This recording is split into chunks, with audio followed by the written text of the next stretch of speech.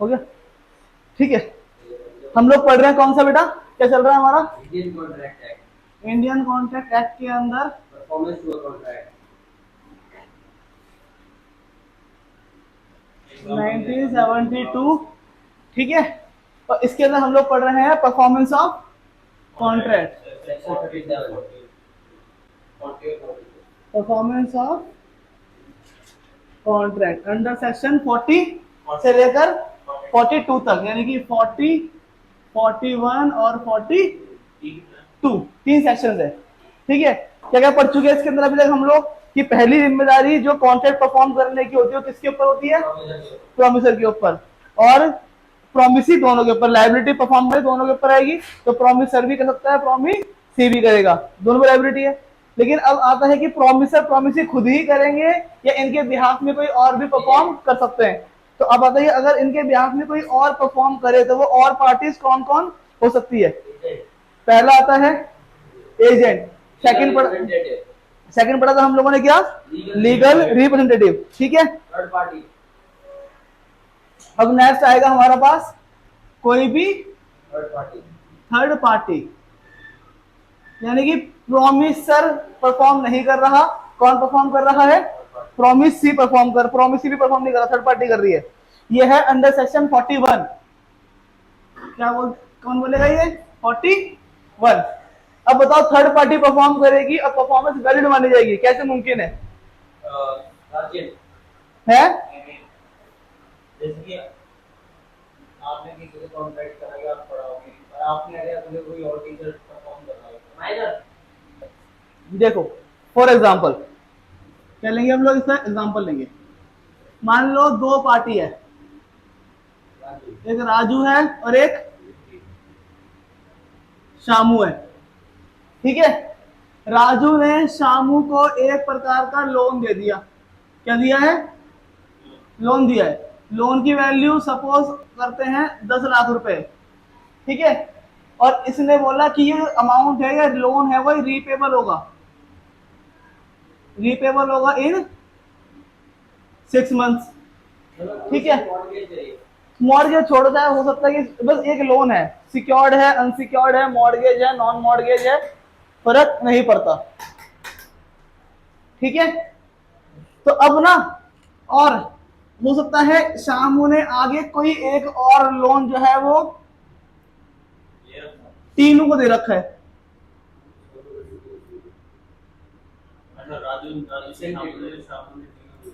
हाँ, ठीक है।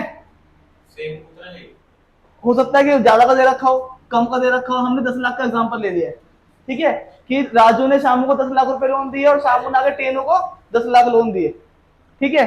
अब देखा जाए तो ये शामू की लायबिलिटी है कि रीपेमेंट इसको करेगा, और तीनों की लायबिलिटी किसको रीपे करेगा? ठीक है।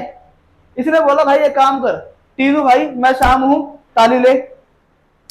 अब जो जिम्मेदारी मेरी राजू को पेमेंट करने की है मैं नहीं करूंगा, तो अपना आप कर दियो, क्योंकि अल्टीमेटली तू मुझे 10 लाख देगा, मैं इसको 10 लाख दूंगा। तो एक काम करना, तो डायरेक्टली क्या कर दे, इसको 10 लाख रुपए पे कर दे, क्योंकि इसके पावर ऑफ रिसीविंग है, तेरी पावर ऑफ लाइबिलिटी ऑफ लिया इसने। लेकिन अगर मान ले कि ये बोलता है भाई डायरेक्टली टीनू राजू को पे कर दे, और टीनू को ये बोल देगा कि मुझे जब टीनू पे कर रहा है, राजू भाई जो टीनू आपको लोन पेमेंट कर रहा है वो ये मान लेना कि मेरी तरफ से कर रहा है।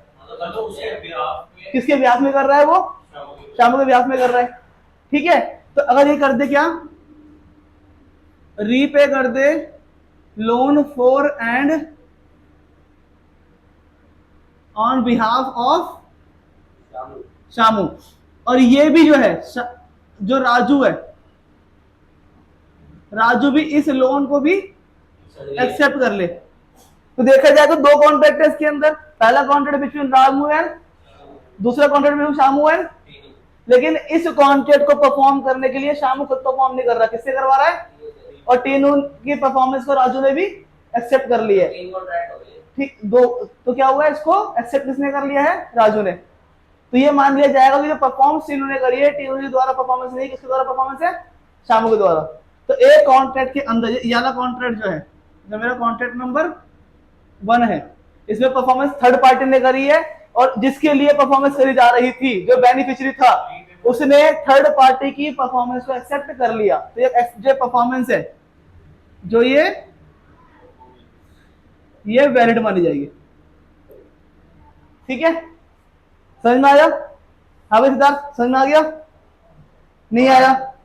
राजू कहता है कि मैं नहीं लिखा वैसे, तो फिर ये परफॉर्मेंस वैलिड नहीं मानी जाएगी, फिर इनको अपने अकॉर्डिंग काम करना पड़ेगा। राजू बोलता भैया मैं थर्ड पार्टी द्वारा परफॉर्मेंस एक्सेप्ट नहीं करूंगा, तो फिर वो एक्सेप्टेंस वैलिड नहीं है, या फिर वो परफॉर्मेंस वैलिड नहीं है। जिसके लिए परफॉर्म करे जाना कॉन्ट्रैक्ट है, उसका एक्सेप्टेंस होना जरूरी है।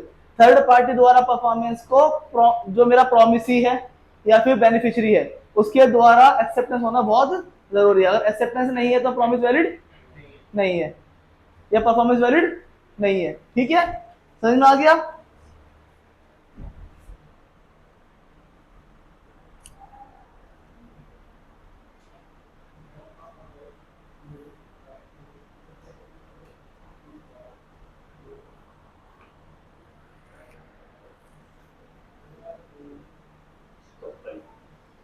ठीक है भाई, समझ में आया नहीं आया है?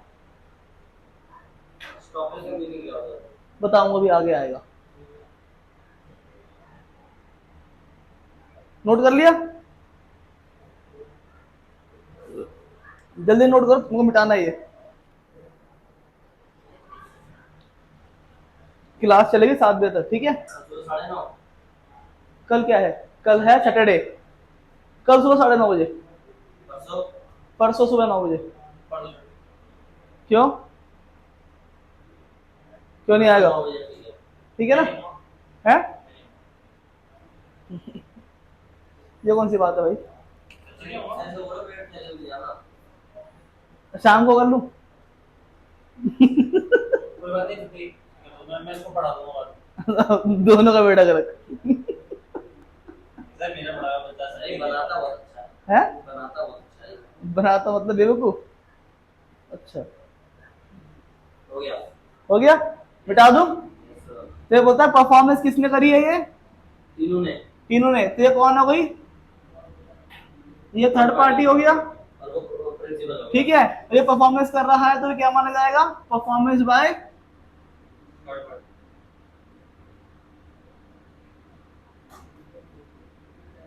Third party. ठीक है, और अगर ये परफॉर्मेंस राजू एक्सेप्ट कर लेगा तो परफॉर्मेंस वैलिड है। किस सेक्शन में?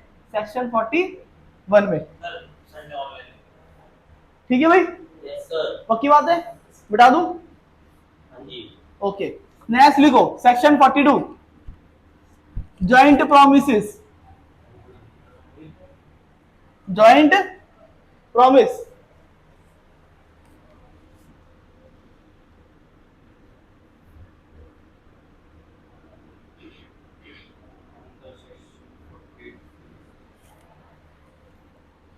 ये समझ ध्यान से बिल्कुल, ठीक है? मान लो एक ना पार्टनरशिप फर्म है, क्या है? इस पार्टनरशिप फर्म के अंदर 2 पार्टनर हैं, चलो 3 मान लेते हैं, ए, बी और सी। क्या हमने पार्टनरशिप फर्म में ये पढ़ा हुआ है? अगर हमने 12th के अंदर अकाउंट्स अच्छे से पढ़ी है, तो जो भी पार्टनर्स होते हैं एक पार्टनरशिप फर्म में, वो उस पार्टनरशिप फर्म की प्रॉपर्टी के लिए इक्वल, जो भी उनके बीच में रेशियो डिस्ट्रीब्यूशन अग्री हुआ होता है, वो उस प्रॉपर्टी में उस रेशियो के अकॉर्डिंग हकदार होते हैं। प्लस अगर पार्टनरशिप फर्म की कोई लायबिलिटी है, तो उस लायबिलिटी के लिए भी पार्टनरशिप फर्म के पार्टनर जो होंगे अपने रेशियो के अकॉर्डिंग लायबल होंगे फॉर रीपेमेंट। ये पढ़ा हुआ है हम लोगों ने, कोई डाउट है इसमें?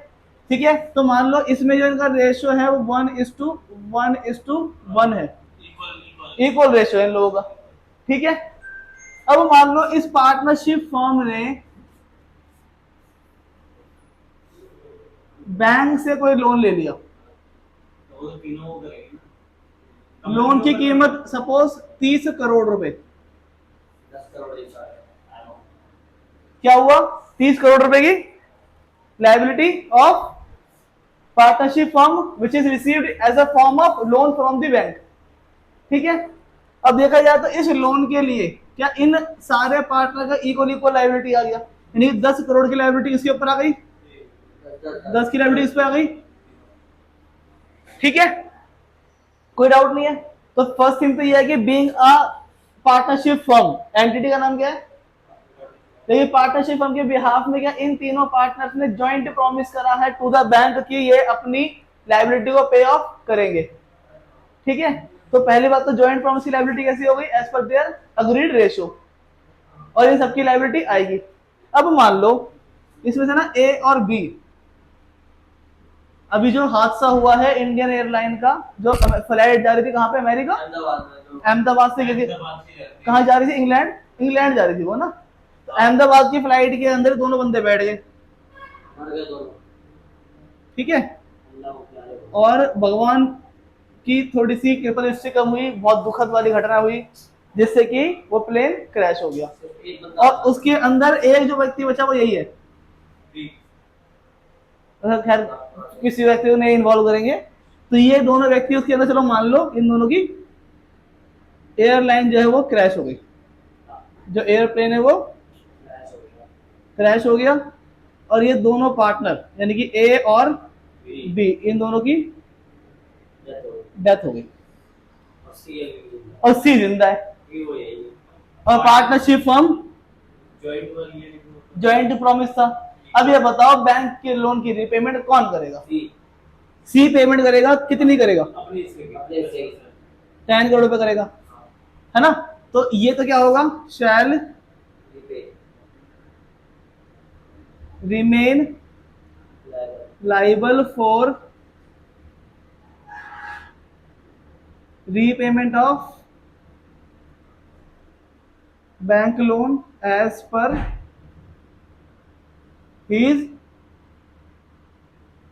कंट्रीब्यूशन, यानी कितना हो गया 10 करोड़ रुपीस। बाकी का 20 करोड़ रुपए कहां से आएगा, क्या है, किसकी लाइबिलिटी है, बैंक की लाइबिलिटी है, बैंक की एसेट है, बैंक ने लोन दिया हुआ है, तो ऐसा नहीं है। ये बोलता है कि ए और बी इन दोनों के जो लीगल रिप्रेजेंटेटिव होंगे, हमने पढ़ा था, जो उनके लीगल रिप्रेजेंटेटिव होंगे, अब वो लीगल रिप्रेजेंटेटिव जो होंगे shall be liable for liability of A and B. But इसके अंदर हमने एक रूल पहले क्लास से पढ़ा हुआ है, अगर तुम्हें याद हो तो, कि अगर एक प्रिंसिपल की डेथ हो जाने के बाद अगर थर्ड पार्टी को लोन रीपेमेंट लायबिलिटी आती है, और लायबिलिटी एलआर के ऊपर आती है, किस पे आती है, एलआर। एलआर मतलब कौन, लीगल रिप्रेजेंटेटिव। तो उसकी लायबिलिटी जो होगी that shall be limited to the extent of, इसकी लायबिलिटी कैसी होगी, लिमिटेड। क्यों क्यों देंगे भाई, 5 पूरा पेमेंट करना पड़ेगा, लेकिन इसमें एक कंडीशन है। मान लो कि ए का एलआर एक्स और बी का एलआर वाई, ये दोनों कौन बन गए, LR of A and B, ठीक है। तो देखा जाए तो ए जो एक्स है उसकी लायबिलिटी कितनी होनी चाहिए, जितनी लायबिलिटी ए की थी। लेकिन सपोज कि जो ए की पर्सनल प्रॉपर्टी थी, जो कि as a legal representative X के पास आई, ये पर्सनल प्रॉपर्टी की कीमत सिर्फ 8 करोड़ रुपए है। तो अब ये बताओ कि एक्स कितना पे करेगा, सिर्फ 8 करेगा। मान लो बी के पास जो पैसा था और जो वाई के पास आया उसकी कीमत है 80 करोड़ रुपए। अब बताओ वाई कितना पे करेगा, पूरे 10 करेगा, ठीक है। तो हमने दो कंडीशन एक साथ मिला के पढ़नी है। पहली चीज तो ये कि यानी एक्सप्रेशन 42, अगर इन केस जॉइंट प्रोमिसर्स, जो जॉइंट प्रोमिसर्स ने आपस में लायबिलिटी अग्री किया होगा, उस अग्रीमेंट के according this joint promisor shall be liable to repay to the third party, या फिर आउट जो हमारा प्रॉमिस ही है उसके लिए परफॉर्म करेंगे। इन केस अगर जॉइंट प्रोमिसर में से कोई एक या एक से अधिक जॉइंट प्रोमिसर मर जाए, तो जो उनका एलआर होगा वो रीपेमेंट करेगा on the behalf of principal debtor, या फिर जो परफॉर्मेंस होगी प्रोमिसर के बिहाफ में कौन करेगा, एलआर करेगा। ठीक है, लेकिन हमने इससे पहले क्लास में पढ़ा था कि एलआर की लायबिलिटी लिमिटेड होती है to the extent of asset received और property received by the LR from the deceased person. ठीक है, समझ में नहीं आ रहा? मान लो सारे ही मर गए, फिर इनके जो एलआर हो गए तीनों के वो नहीं करेंगे। हाँ भाई, अगर सारे मर गए, ये जरूरी है कि जो दो अकेले जाएंगे घूमने के लिए मान लो सारे सिंगल है, अच्छा, कोई इनका लीगल रिप्रेजेंटेटिव है नहीं सिंगल होना और एलआर ना होना दो अलग बात है। एलआर तुम्हारा कोई भी हो सकता है, कोई एलआर है नहीं इनका, मतलब अनाथ सारे सारे अनाथ हैं। फिर तो खत्म, तो वही सब जो आप करते वही होगा। फिर तो क्या होगा, जब कंपनी की इंटरनल एसेट्स होंगी, क्योंकि लायबिलिटी अल्टीमेटली किसकी है, पार्टनरशिप फर्म की, तो पार्टनरशिप फर्म की अपनी पर्सनल एसेट जो होंगी उससे रिपेमेंट होगा, पर्सनल लायबिलिटी के लिए कोई बचा ही नहीं, है ना। लेकिन अगर इन केस एलआर है तो सबके एलआर लायबल होंगे to the extent of the asset received from the promisors. जरूर थोड़ी नहीं, पार्टनरशिप अलग चलती है, कंपनी अलग है, पार्टनरशिप फर्म के जो चलती है अलग। पार्टनरशिप फर्म में जब पढ़ाऊंगा आगे जाकर, नया चैप्टर तुम्हारा आएगा, उसमें आएगा कि एक पार्टनर या कोई भी एक पार्टनर अगर मर गया, चला गया, छोड़ गया, तो पूरी पूरी फर्म डिसॉल्व हो जाती है। हाँ ठीक है, समझ में नहीं आया भाई? समझ में आ गया? नोट कर लिया? नोट कौन करेगा? जल्दी कर लो, टाइम नहीं है मेरे पास।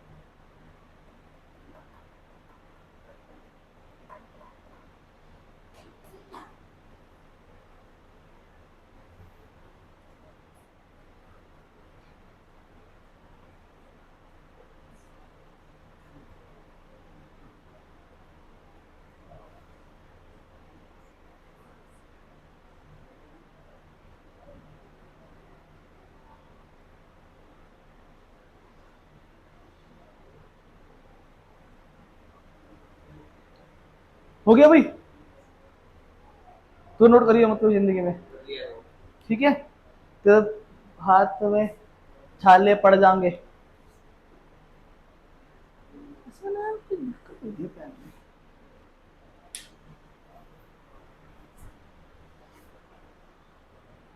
यार हो गया, चलो एक ना नेक्स्ट वो पढ़ो, इसमें ना अगला तुम्हारा टॉपिक है असाइनमेंट एंड सक्सेशन। इसको पढ़ो एक बार, अभी आ रहा हूं।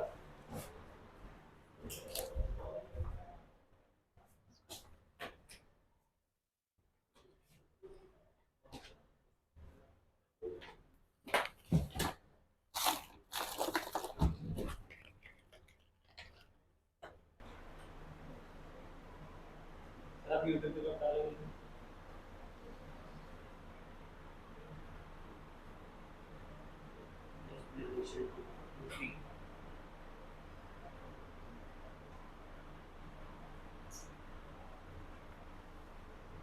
चलो इसी को बड़ा, चलो चालू करो चालू करो चालू करो, चालू हो गया। चलो भाई, अब इसी के अंदर आता है अगला, इसी में हम आगे बढ़ते हैं, ठीक है। अब अगर मान लो कि अभी तक ना बैंक को नहीं मालूम था कि मौत हुई है या फिर इनका एलआर कौन है, मौत के बारे में मालूम पड़ गया, एलआर नहीं मिल रहा, तो बीइंग अ बैंक क्या करूं मैं, किसको पकड़ूंगा? सी को पकड़ लेंगे, सी को पकड़ूंगा डायरेक्टली आके कि भैया रीपे कर, ठीक है।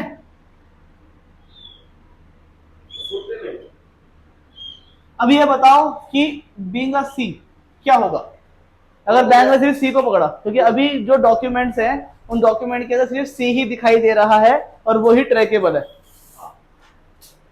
सी को बोलोगे कि 10 करोड़, हाँ वही 10 करोड़ रुपए हैं, वो सिर्फ सी से होंगे वो ए और बी से नहीं होगी। कोई और ओपिनियन? भैया ने बोला कि अगर इनके सी पकड़ा गया, ए बी मरे पड़े, ए बी के एलआर मिल नहीं रहे, तो जो बैंक है अगर सी से पैसा मांगने वापस आएगा तो सी सिर्फ और सिर्फ 10 करोड़ पे करेगा, बाकी नहीं पे करेगा। बोला सही है गलत है? सही है, इक्वल सर कंपनी के एसेट ले लो बैंक। सब कुछ निकलने के बाद 30 करोड़ बच रहा है अभी भी।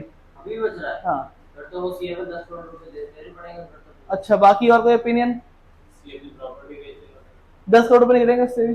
कितने निकलेंगे? इसकी प्रॉपर्टी बेची 50 करोड़ रुपए निकल गए। तो इस पूरा दे देगा के ऊपर सारे उसका बराबर के बराबर बेचारा दे दिया। हाँ भाई बताओ। वो भी जान भी इतना होगा बेचारा दे देगा, बोला मर जाएगा। दान भी कर दो कोई भी नहीं है। कानून बताओ, कानून क्या बोलेगा? अपना अंदाजा लगाओ, फिर कानून पढ़ाएंगे आराम से। कानून ये कहते हैं सी रीपे कर हम लोग ये एलआर नहीं मिल रहे और ये नहीं करेंगे दे दे। एज पर लॉ सी जो है पे करेगा पूरा के पूरा 30 करोड़ रुपए। ये जिंदा वो बचा है।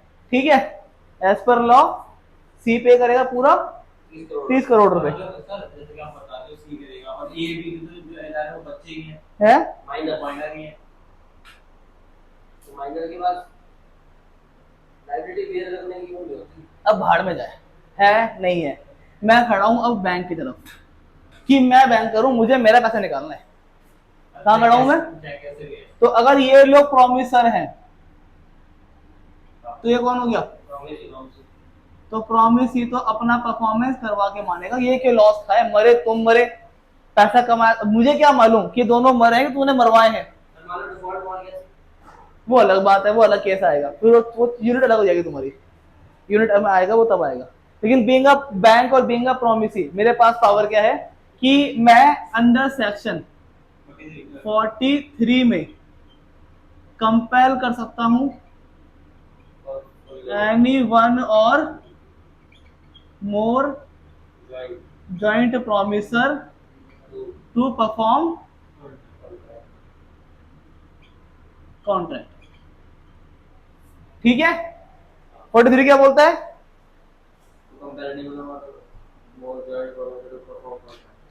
ठीक है,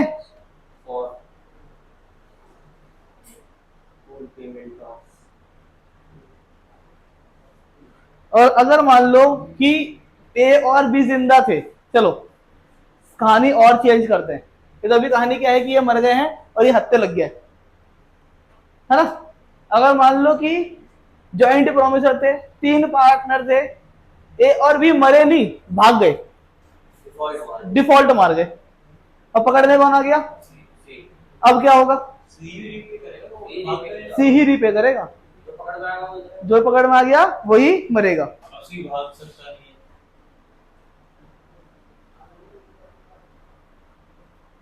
ठीक है,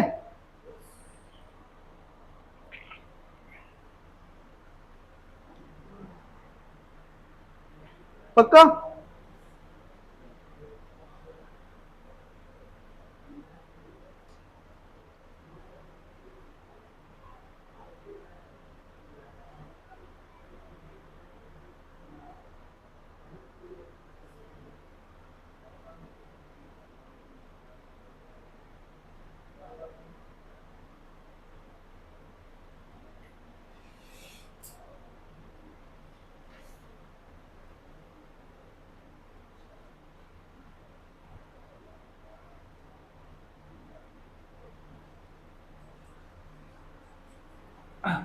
चलो देखो,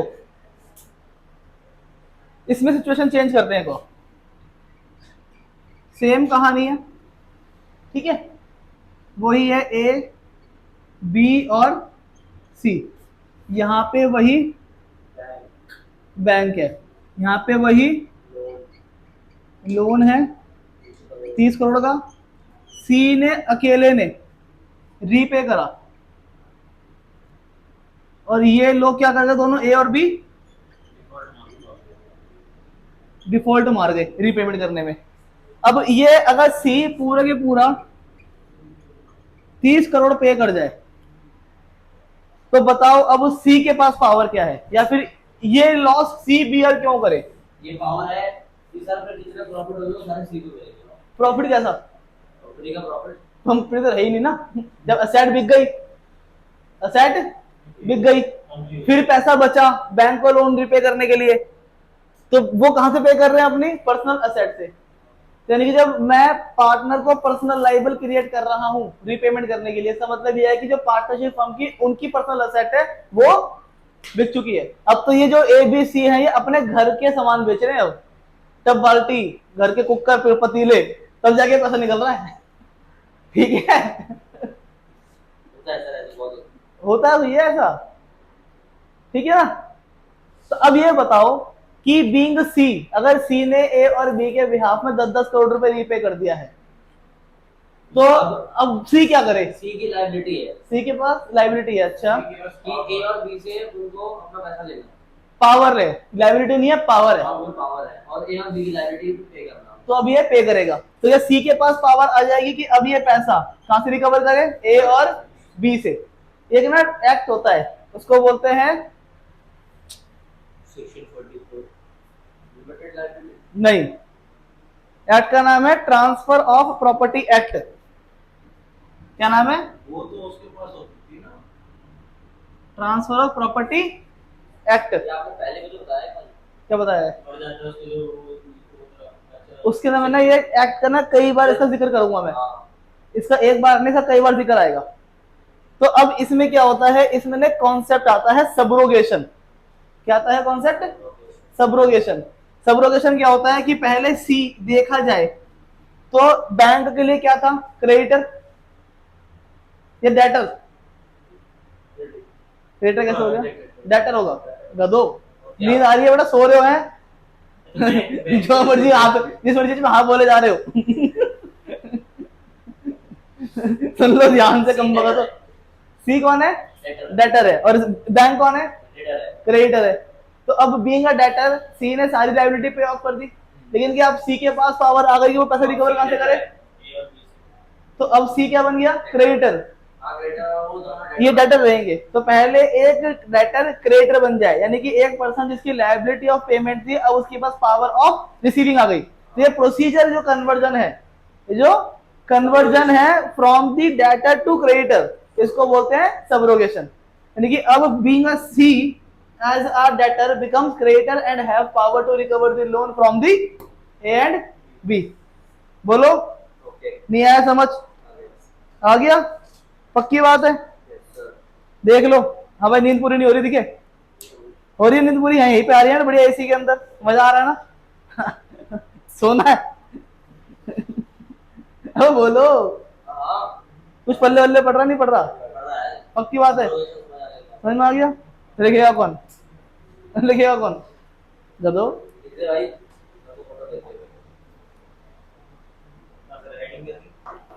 हेडिंग कुछ नहीं है, ये चल रहा है अभी। ये 43, 40, 41, 42, 43 ये चल रहा है अभी बस। और 44 भी आएगा। 44 भी आया। बता 44 क्या होता है?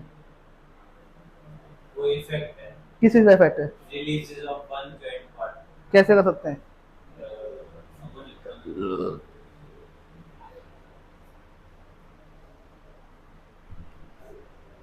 हेलो मैम, एक सेकेंड,